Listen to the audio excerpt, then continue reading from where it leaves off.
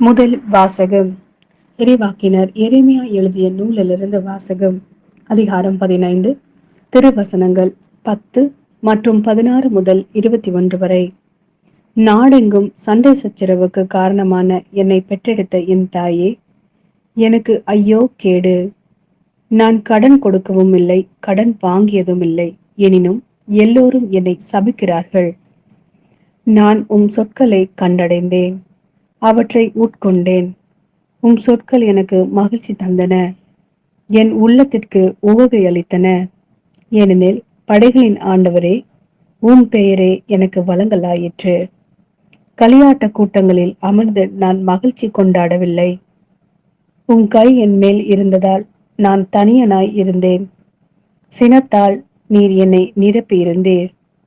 எனக்கு ஏன் தீராத வேதனை, குணமாகா கொடிய காயம்?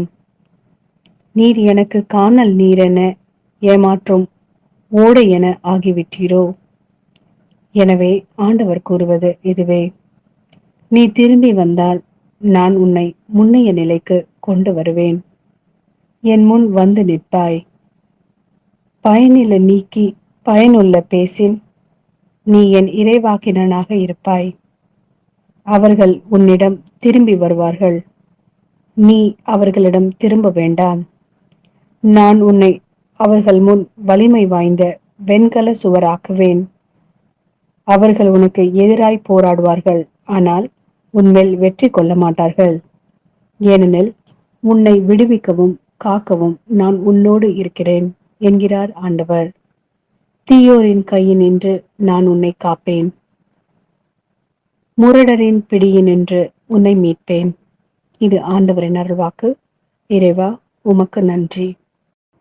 மத்தேயு எழுதிய நற்செய்தி அதிகாரம் 13, திருவசனங்கள் 44 முதல் 46 வரை.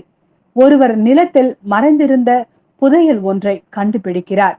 அவர் அதை மூடி மறைத்துவிட்டு மகிழ்ச்சியுடன் போய் தமக்குள்ள யாவற்றையும் விற்று அந்த நிலத்தை வாங்கிக் கொள்கிறார்.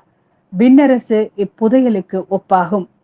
வணிகர் ஒருவர் நல் முத்துக்களை தேடி செல்கிறார். விலை உயர்ந்த ஒரு முத்தை கண்டவுடன் அவர் போய் தமக்குள் யாவற்றையும் விற்று அதை வாங்கிக் கொள்கிறார். விண்ணரசு அந்நிகழ்ச்சிக்கு ஒப்பாகும்.